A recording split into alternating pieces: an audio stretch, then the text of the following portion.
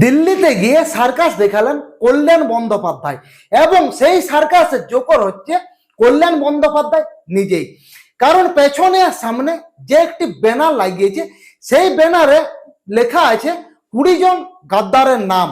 এমনকি যখন প্রিয়াঙ্কা গান্ধী ওই বৈঠক থেকে বেরিয়ে আসছে দপ্তরের সামনে, তখন জিজ্ঞাসা করছে কল্যাণ বন্দ্যোপাধ্যায়কে এ কিয়া হ্যাঁ, তখন কল্যাণ বন্দ্যোপাধ্যায় প্রিয়াঙ্কা গান্ধীকে বলছে যে এটা হচ্ছে 20 জন গাদ্দারের নাম। আজ আমাদের মাননীয় প্রধানমন্ত্রী নরেন্দ্র মোদীর পাশে বসেছিল।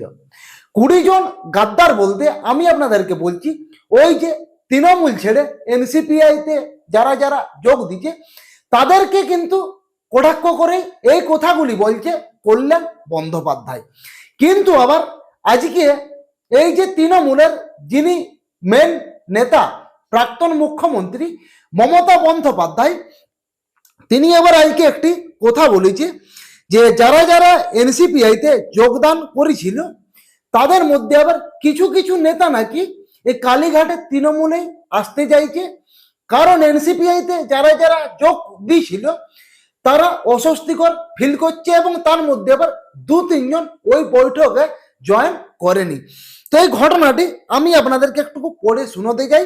এখানে লিখেছেন তৃণমূল ছেড়ে এনসিপিআইতে গিয়েছেন কিন্তু সেখানে নাকি মন বসছে না।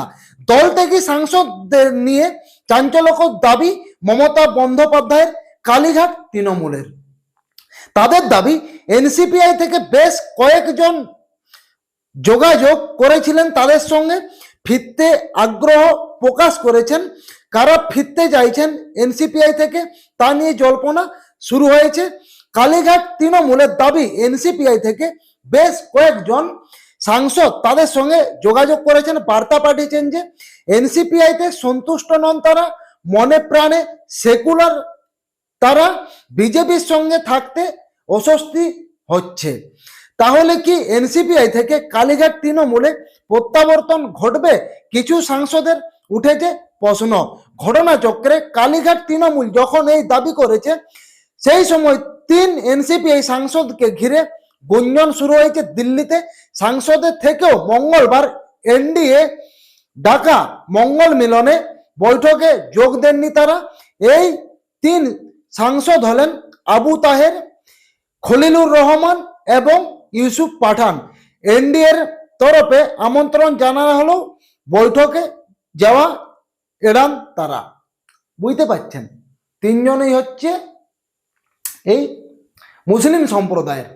কিন্তু যারা যারা আমাদের হিন্দুদের মধ্যে পড়ছে, ধরে রাখুন এই দেব অধিকারী, রচনা ব্যানার্জি, সায়নী ঘোষ, এনারা কিন্তু কেউ এনসিপিআই ছাড়তে রাজি নয়। তবে এইখানে আমি একটা কথা বলবো, এই যে সায়নী ঘোষ, রচনা ব্যানার্জি এবং দেব অধিকারী অ্যাকচুয়ালি নিজের স্বার্থে রাজনীতি করেছে। ওনারা যদি তৃণমূল দলটাকে এবং এই মমতা ব্যানার্জিকে এতটাই ভালোবাসত তাহলে কিন্তু তৃণমূল দলটাকে এবং মমতা ব্যানার্জির হাত ছাড়তে নাই। আসল খেলাটা হচ্ছে পাওয়ারের খেলা। কোথায় আছে না, চাচা আপন প্রাণ বাঁচা, ঠিক এইরকম অবস্থা হচ্ছে এদের। কারণ আমাদের পশ্চিমবঙ্গে যখন বিজেপি ক্ষমতায় আসেনি তখন এই দেব ছাড়া বাকি 2 জনের কথা বলছি অনেক বড় বড় চোপা করেছিল। কিন্তু যেই আমাদের পশ্চিমবঙ্গে বিজেপি সরকার গঠন করলো সঙ্গে সঙ্গে কিন্তু পাশা পাল্টি দিলেন। মানে 2-3 মাসের মধ্যে দেখুন এনসিপিআইতে যোগ দিয়ে দিল। কি না, মমতা তো এখন আর মুখ্যমন্ত্রী নেই, কোনো পাওয়ারে নেই, এই কারণে মমতার হাত ছেড়ে এনসিপিআইতে যোগ দিয়ে দিল। যদি কিছু একটা পাওয়ার পাওয়া যায় সেই কারণে। তবে বন্ধুরা আর একটি ঘটনা এর মধ্যে ঘটে গেছে। ঘটনাটি হচ্ছে মালদার শামসি গ্রামে। সেইখানে পঞ্চায়েত ভোটে জিতে প্রধান হলেন তৃণমূল থেকে। টোটাল 17টি ভোটে জিতেছে। ওইখানের মানুষ ওইটাই দাবি করেছে এবং সেইখানে চলছে একদম তুমুল উল্লাস একদম সবুজ আবির চারদিকেই উড়ছে। ওইখানের মানুষজন খুবই খুশি। যাই হোক, এইটা দেখে মমতা ব্যানার্জি একটুকু হলো সন্তুষ্ট হবে। এই যে কল্যাণ বন্দ্যোপাধ্যায় দিল্লিতে গিয়ে এইরকম ভাবে যে সার্কাসটি দেখালেও, তিনি নিজেকে কি জাহির করতে চাইছেন? নিজের দলের এই নামটা অ্যাকচুয়ালি তিনি খারাপ করছে। দেখুন, এই মমতা ব্যানার্জি অনেক রকমই কথা বলেছিল এই নেতাদেরকে নিয়ে, কিন্তু এই নেতারা মমতা ব্যানার্জির কথা একবারও কিন্তু ভাবল নাই। সে অনুব্রত মণ্ডলেই বলুন, এমনকি এই যে আছে আমাদের লাভলি মদন দা, ওনারা তো আবার বালিশচাটা তৃণমূলে যোগ দিয়ে দিয়েছে। এবং সেখানে যে আবার প্রধান ঋতব্রত বন্দ্যোপাধ্যায়, ওনার আবার চরিত্র মানে খুবই ভালো। এই যে ফটোটি আপনারা দেখছেন, তবে 21শে জুলাইয়ের সময় তিনি যে মঞ্চটি তৈরি করেছিল, সেইখানে আবার মাছি উড়ে বেরিয়েছে, মানুষ একটাও দেখা যায়নি, ছিল তো আবার গুণগুন্তি। তবে বন্ধুরা, এইখানে আমি একটি ভিডিও আপনাদেরকে দেখাতে চাই। ফার্স্ট দেখুন।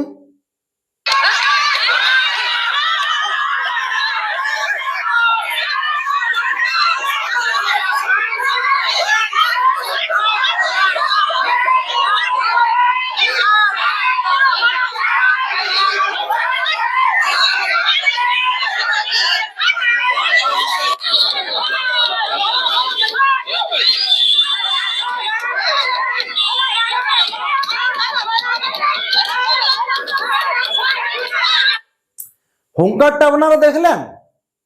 ঘটনাটি ঘটেছে জলপাইগুড়ি। কৃষ্ণ দাসের কন্যা নাম হচ্ছে প্রণয়িতা দাস, আজ এসেছিল থানায় কোনো কারণে, হয়তো কারণটা আমার জানা নেই। তবে একদম ওইখানে জনগণ ধুই দিল। ডিম থেরাপির থেকে শুরু করে একদম চুল পর্যন্ত পাকড়াও। কিন্তু আমাদের মুখ্যমন্ত্রী শুভেন্দু অধিকারী তিনি কিছুদিন আগে সংসদে সাফ সাফ বলে দিয়েছে যে ডিম থেরাপি এইসব কিন্তু তিনি পছন্দ করে নাই। কিন্তু অ্যাকচুয়ালি ঘটনা যেটা হচ্ছে, যখন তৃণমূল আমাদের পশ্চিমবঙ্গে রাজত্ব করেছিল এবং এই যে নেত্রীকে ডিম থেরাপি করলো এবং চুলের মুঠি ধরে টানাটানি হিচড়াহিচড়ি করলো, গাড়ি যেভাবে ধাক্কা মুক্কা করলো, এর ফল হচ্ছে একটাই কি, যখন এনারা শাসনে ছিল ওইখানের মানুষকে কিন্তু কম জ্বালায় নাই। এই কারণে মানুষের এত রাগ, সামনে দেখা মাত্রই রাগ একদম গর্জে উঠেছে, নিজেদেরকে কন্ট্রোল করতে পারে নাই। এই কারণে এইরকম ভয়ানক পরিস্থিতি ওই জায়গাতে পরিণত হয়েছে। পুলিশ যে সামনে এসছে আপনারা দেখলেন, পুলিশ পর্যন্ত কন্ট্রোল করতে পারে নাই।